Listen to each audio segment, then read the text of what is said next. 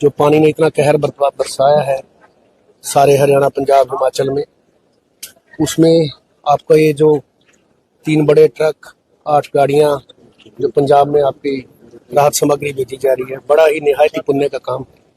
हम तो चाहते हैं कि ऐसे सारे भाई लोग आगे आए और ऐसी स्थिति में सभी आगे बढ़कर दान पुण्य जो भी दे सकते हैं वो दें, ताकि सभी भाइयों को थोड़ा थोड़ा सहयोग मिल सके। बहुत ही सराहनीय कार्य है आपका ये। धन्यवाद।